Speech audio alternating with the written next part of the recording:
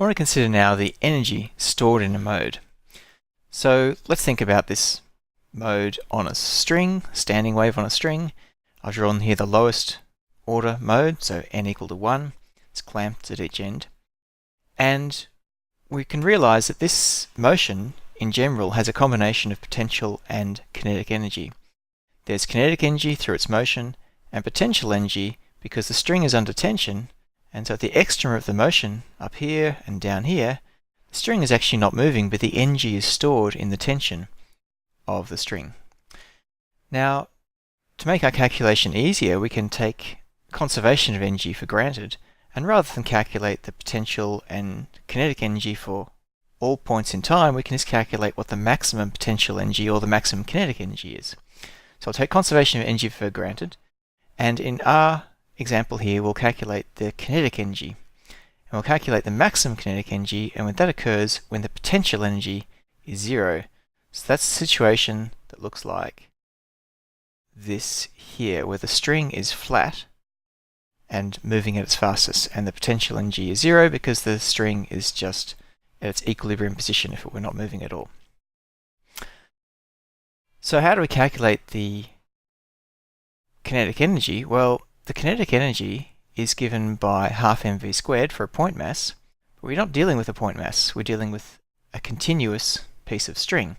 So instead what we'll do is write down some density, so rho is the density in kilograms per meter, and the velocity in the y direction at each point on this string is given by y dot, so the time derivative of the y coordinate.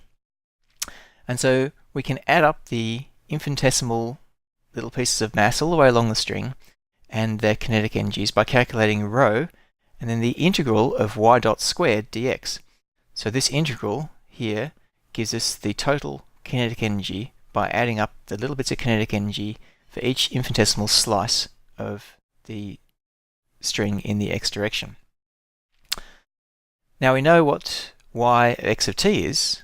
It's a sine kx cos omega t plus phi. That's the mode function that we've calculated earlier for this situation in the string. The time derivative of this we can find by just taking the derivative of this time function, which gives us a negative omega out the front and changes the cosine to sine. And we can plug this back into the integral. And what we find is that the kinetic energy as a function of time is given by this equation here. And what we're integrating now over space is sine squared kx dx. And this part here is the function of time. Now we can rewrite that by evaluating this integral, and we can also make use of the fact that k is n pi divided by L, because remember k is quantized in this mode situation. So we can use that in this these values of k here, and this gets rid of this sine function here, because if k is equal to n pi and L, this term here is always equal to 0. This gives us the energy, kinetic energy as a function of time.